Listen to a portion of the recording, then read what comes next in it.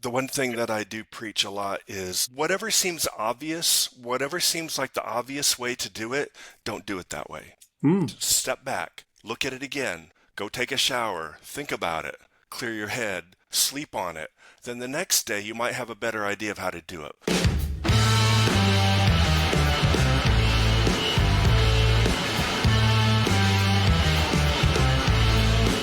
What's up, everyone? It's Eric Vessels with Taktiful. Welcome back to another episode of Taktiful Tuesdays. Today on Taktiful Tuesdays, we have a truly special guest, someone whose creativity and expertise in digital embellishments are pushing the boundaries of print design. I have Matt Redbear, who is not only an incredible designer, but also a thought leader in the world of specialty printing. He has a deep passion for blending artistry with technology, creating stunning tactile experiences that elevate brands and captivate audiences. Whether you're a designer looking to experiment with embellishments, a brand wanting to stand out, or just a print enthusiast, you're in for a real treat today. Matt has a wealth of knowledge on how to make print more impactful, more interactive, and quite frankly, more beautiful. So let's dive in and pick his brain a bit about the future of embellishments, the magic of great design, and why details make all the difference. Matt, welcome to Tactful Tuesdays, man. Thank you, Eric. It's great to be here. So Matt is also officially part of the Tactful team as the creative consultant. I would almost say creative director.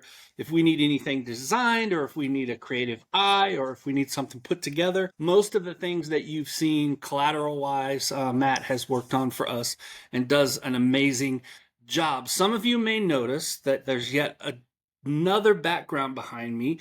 It's been an evolving thing. There's been bookshelves and then empty bookshelves and now a brand new brick wall. And this view is actually even going to change because my office is not completely set up. I just moved after 32 years of being in Ohio, raising three kids. I've moved back home to Kentucky, so I'm in Kentucky, my new old Kentucky home, my parents' place, and I'm in the sunroom. But Matt, you've had some changes and some moving around going on too. Right, but we both have brick walls. We do. Yours is a little more Uh, mid-century modern than mine's a little more modern. yeah, this is 1950s mid-century, the vaulted ceilings and all that. So I have moved to North Carolina and have vacated South Florida for enormous amounts of reasons. It was time for a change and to move to a quieter area and just focus on what needs to be next. Okay, so Florida to North Carolina, you win the Mhm. distance award. I just went from Ohio to Kentucky. It's not quite as far. So Well, we're, so we're both in a bit of a transition. climate-wise, it's quite a bit different for me. Hugely different. Yeah, yeah. Not quite as the distance is less and the climate change for me is a little less. Slightly warmer, but not quite as warm. Well, best of luck with the move. I definitely know what you're going through. I've got a bunch Same of to you. clutter to handle. Appreciate you, man. So let me ask, first of all, I think a background question is tell us a little bit about kind of your background. How did you get into design? How did you get into print? And maybe most importantly, how did you dive into the world of print embellishments and specialty printing? How'd that all happen for you? Well, Eric, this is a really deep question, and we could go on. We have time. These things Yes, are known to run 20, 30 minutes, man. but let me just touch on the highlights of it all and kind of Awesome. backtrack because I've been around a long time, and I started my design interest in probably the 1970s, and then it came to reality in probably 1978, 1979, working with imaging. It was all analog then, darkroom work, film work, photography, design, creating design prints, creating images of design nature that needed to be photographed and uh, represented. It goes way back. My fingerprints are gone from being dipped in trays of photographic chemistry and all that. So were you one of those kids that were like drawing in your notebook instead of paying attention in class? Yeah, me and my friends instead in study hall, none of us paid any attention to what was going on in class. We were making little flip books and little animations and that type of thing. I mean, that's where the best artists are a little bit counter. I wouldn't say, well, counterculture, yeah, but just like doing their own thing and dancing to the beat of their own drum. In their own little head. So tell me a little bit about kind of print. How did you get into that, and what have you what has been primary? I mean, I know for a long time you've operated an MGI machine. Tell us a little bit about some of the stuff you've operated and designed for. And I guess there's a little bit of a bridge between conceptually designing something and producing it. And you seem to have a real knack of how to translate those two languages. Yeah, and lately in recent years, it has become more difficult with the emergence of the digital technology because you almost have to know code. You have to know how all the software works, how all the networking works, how all the apps and programs work, how they integrate or don't integrate with each other, what's the next best thing. And now we have AI and it keeps progressing forward and forward and forward and forward. And we're just like, so much is going on. Back in the days, it was simple. I migrated from photography to computer design when that was the very first thing on a DX2 chip.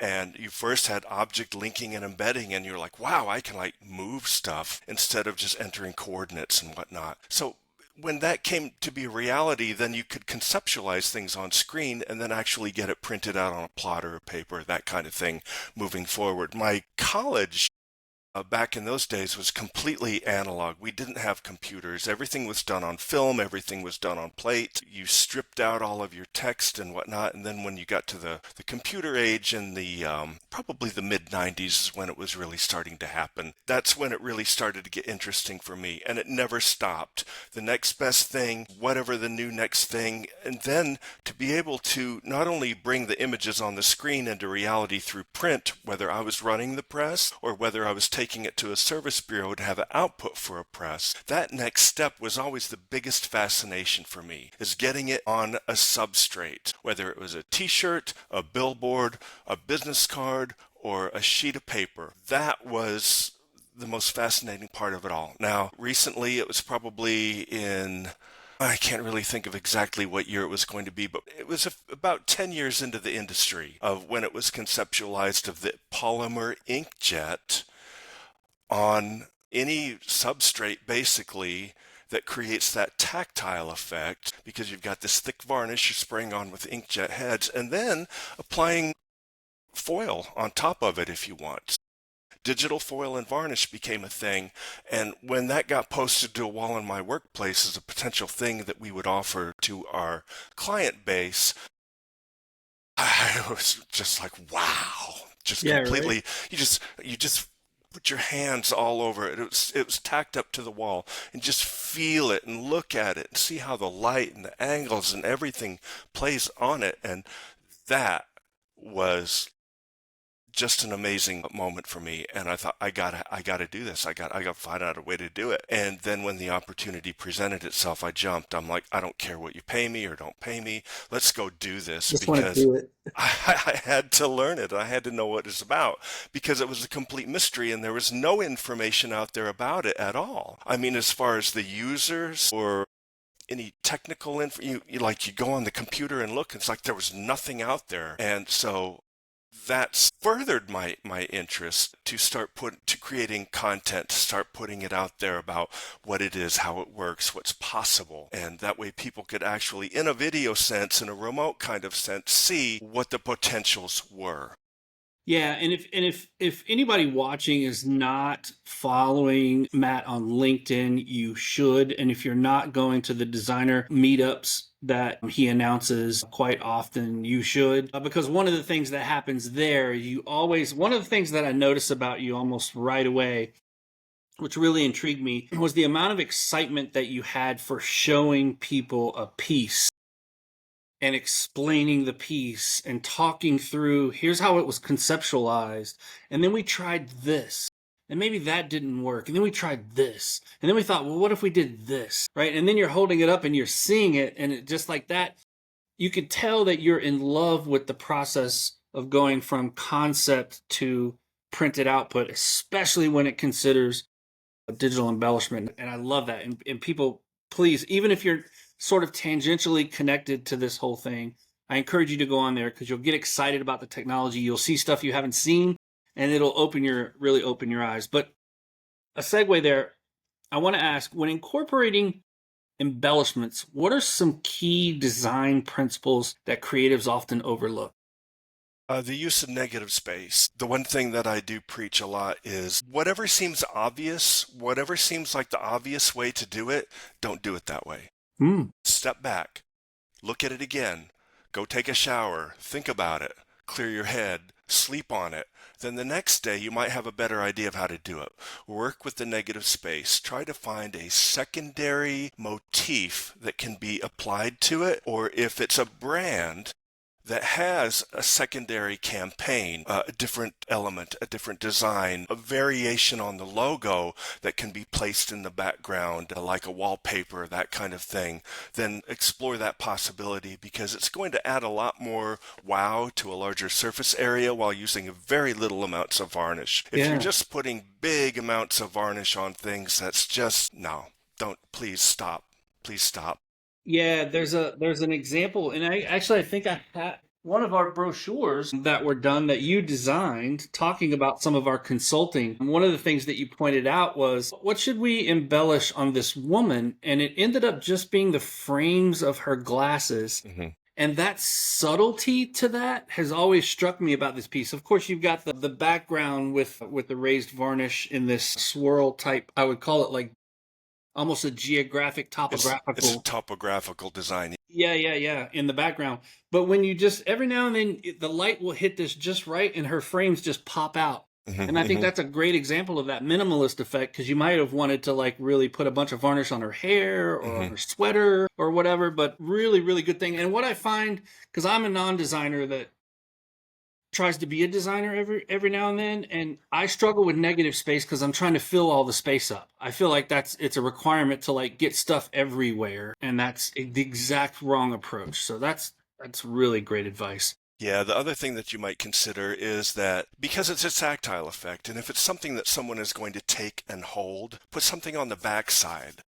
Put a texture on the backside because they will feel that when they touch it. That's where their fingers go. They're Oh yeah, grabbing it yeah. like that. So put something on the backside for their fingers to touch, and then it'll be like, what's this? And then they'll flip it over and see what your offer or presentation is.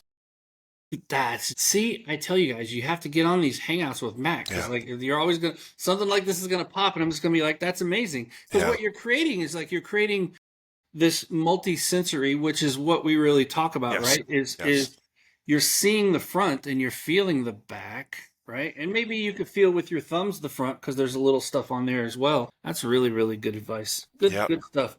And So I will say, it could just be dots or lines or just something very simple.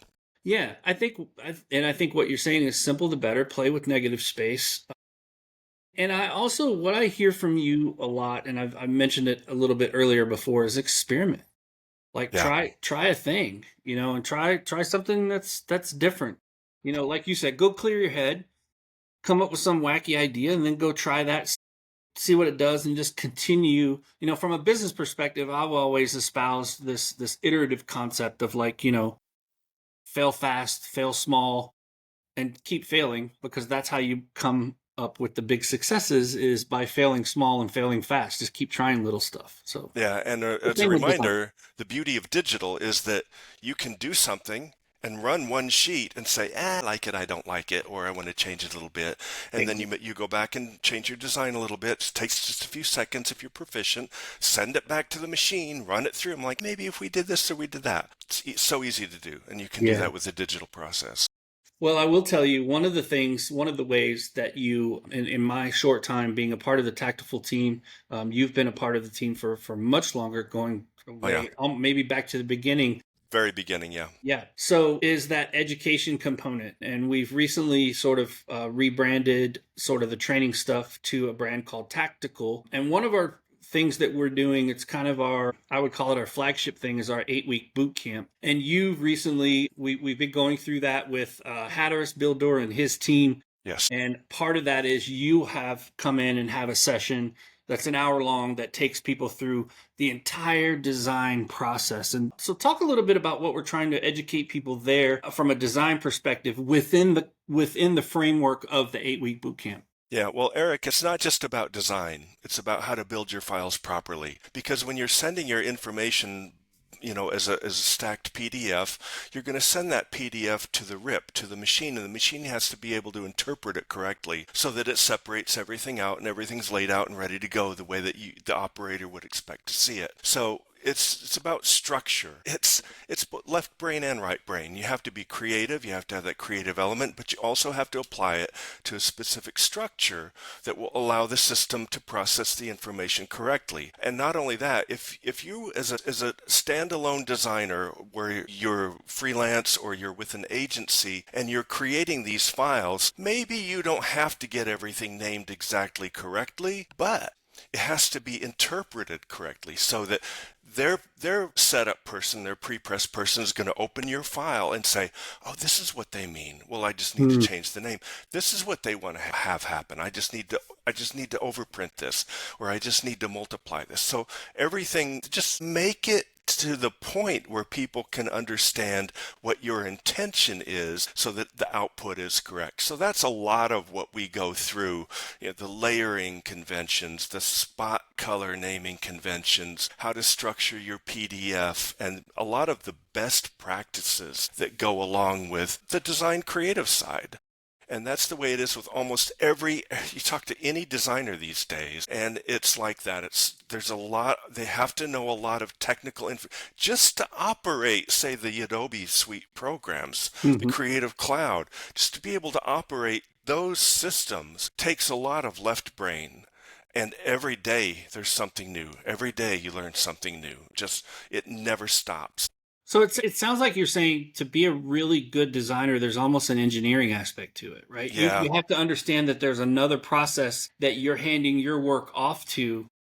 And in order for that to be as efficient as it can be from a workflow perspective, or even from an output perspective, you've got to engineer it and set it up correctly. Well, no matter what the creative looks like, right? It's got to all be organized. Think about it as, say, a web designer. Yeah, there's creative. Everything has to have a flow, but it has to fit within a framework. And then they have to be able to output that HTML or that HTML5 or JavaScript or whatever so that it operates correctly in the end-use browser. And then it has to be able to operate in all these different end-use browsers. All the Chrome, Firefox, Edge. It has to work correctly in all of them, as well as for mobile devices. So what they're doing is taking that creative side, that whole thing, but it has to translate into the end user. Otherwise, your creative design is worthless. Great segue to the next question that I want to ask you, and that is, how do you approach educating clients or brands, and sometimes the brand could be a client of a client, about the value of embellishments in their designs?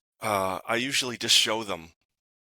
I always have my examples. I try to take the best photographs and videos that I can and then present those, and that gets them thinking. That gets them asking the questions. Well, how did you do this? Or how did that happen? Or and then it encourages further questions like, well, if we did this, how about if we did that?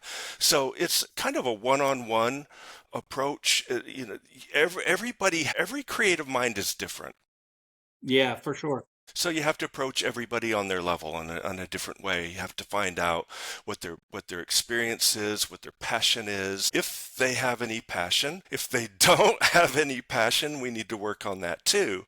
Sure. But usually it just starts with what's possible, and then that brings on the snowball of questions and interest from that point forward. For sure. And I think one of the things I heard you say, watched one of your trainings on designing for digital embellishments live and in person when we were in Chicago together at PaperSpecs Live. And one of the things that you said is don't always, like, less is more. Don't assume that you have to embellish. Like, don't embellish for the sake of embellishment. And I think that's such a wise piece of advice, to be discerning about where you're applying specific tools to specific design areas and print outputs, right? Just like I feel the same way about when QR codes came out, or like when we first had like digital printing where you could have variable data. It was just like we were just using variable data just because we could, and it wasn't necessarily the right application. Or when you put a QR code on a road sign, it's just like, make sure the application is appropriate for what it is. And digital embellishment's no different. Right. And there are times where you might actually want to do some overkill, where I'm moving into the world of packaging. It needs to Mm, be flashier, it needs to be louder, it has to scream from the shelf. So yeah, you really gotta like lay it on thick. So you're always kind of balancing that out, like how much is too much or how much is too little. But in general, when people show me examples that they've really laid on a lot of varnish and foil, it's visually overstimulating. I tend to be visually overstimulated, and it actually makes me want to look away.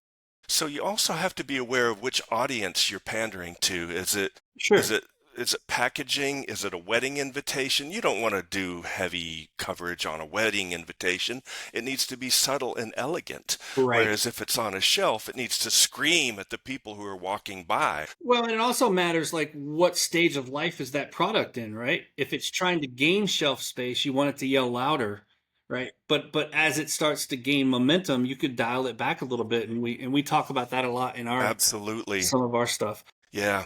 So you mentioned it tangentially, and I want to maybe take a deeper look at it. Is the role that you think AI and automation will play in the future of embellishment design?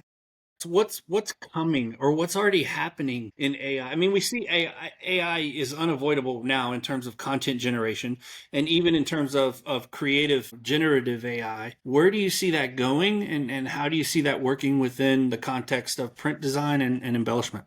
Well, as you mentioned, it's already happening and it's already in process. So a lot of things you and I can't even talk about because it's just in the works. And Right. when it happens, then we're going to be like, ah, look at Yeah. this. Yep. But it's going to be a nonstop process, and nobody really knows where it's going to end up or what direction it's going to take, except that it's going to continue to move forward. That's a given. It's not. At a pace.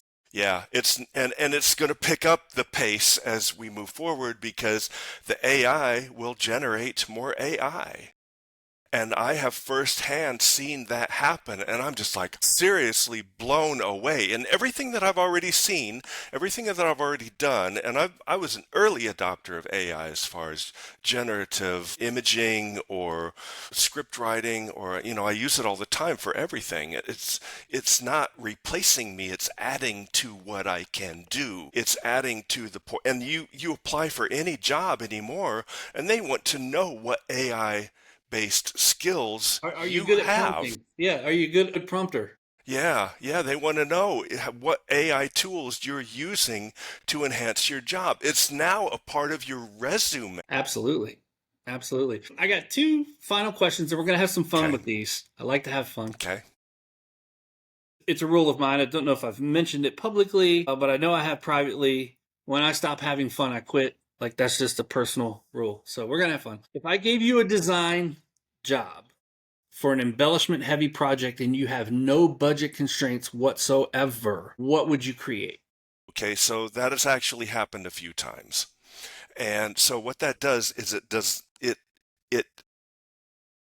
you have no limits as far as many times you can send Does that something. make it harder or easier? Well, it makes it more difficult because now you're pushing the limit as far as what the front ends can handle Right, right, for right. file So separation this or is just you personally, though. yeah. Okay, I'm giving you a ton of money. I'm gonna say, hey, Matt, you can create a digital embellished product. It can be whatever. What would that be? What would you want to create? Well, it would probably involve a couple different technologies, such as a fifth and sixth color station on a toner-based printer, and it would involve the polymer foil and varnish overlays, such as on the MGI. So it would be a combination of two things. It could even involve some flatbed printing that can combine all of it together, Larger pieces. because you have 7 to 10 ink colors, which could include white and varnish and an underlay that creates a texture. It's really limitless, Eric. I mean, one thing that I really want to do is like start reproducing artwork as it was done, whether it was a stippling or as it was a palette knife with an oil paint or something like Yeah, that. This can be done with this technology, and yeah, it yeah. does exist now. As There's I'm wanting to say Swiss Q Print yes, has shown they're showing a lot of that type of technology with art prints to be able to use that kind of palette knife type look. I can't remember the name of the device now, but I know they've got something out that does that. Yeah, it's just going to be bonkers what we eventually do. I mean, we always look back and wonder, how did we get here, right? So, last question that's kind of fun. All right, when you're not completely geeking out over print designs and digital embellishment, what do you do for fun? What do you do? I mean, obviously, everybody who looks at you like you obviously do some type of resistance training with heavy stuff because you're a big guy. Yeah, Anything else? presently not because, of all the moving and everything, but I'll get back into it. But But that's lifting heavy weights. that's lifting heavy weights, yeah. I don't know. I do need to find some new hobbies, that's for sure. I'm definitely into music, a lot of the analog Okay. versions of music, and A vinyl head? You a big vinyl head? I actually just bought another turntable 2 days ago. I was in an antique mall, and you don't really expect to see things like that in an antique mall, but there was a Garrard Lab 80, and it's the one with the wood tone arm. It's Yeah. one of the earliest versions of what was considered a changer, you could stack the records, that was Yep. also a better high fidelity version of a turntable in 1964.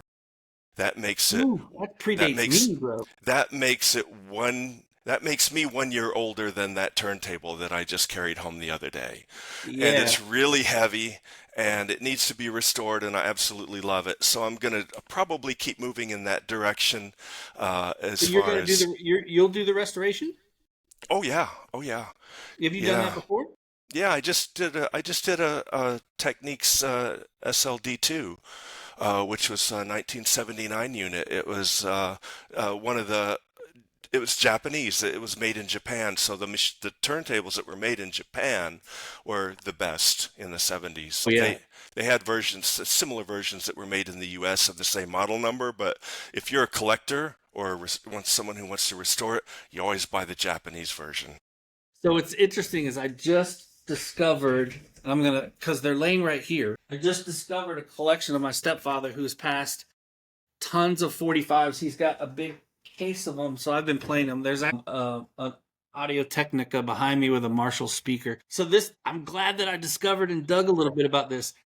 Your favorite vinyl album? What is the favorite album you have to play? Top one. There can only be one. You have to pick. Oh, I know. You want me to share mine? Will that give you time?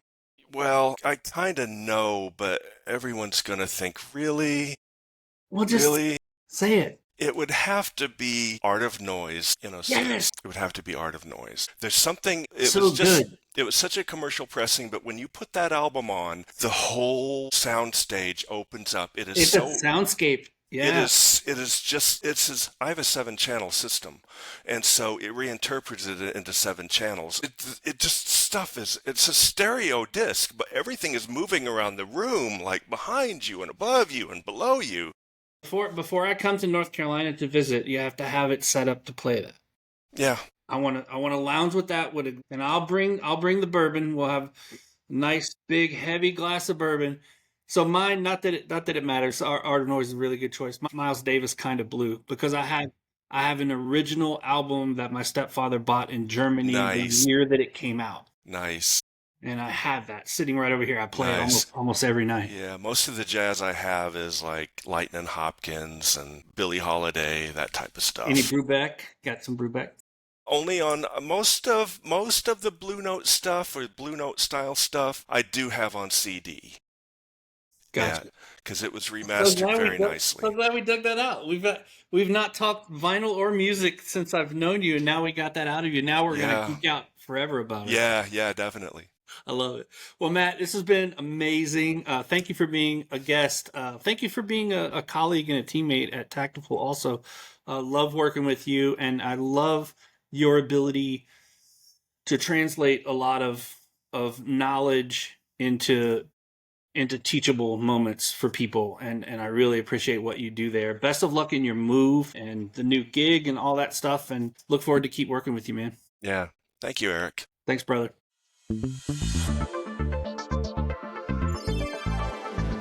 I mean, nothing is more important to a brand than color consistency. So if your toner device is not printing great color that day and your 185 red is not 185, you've got a problem.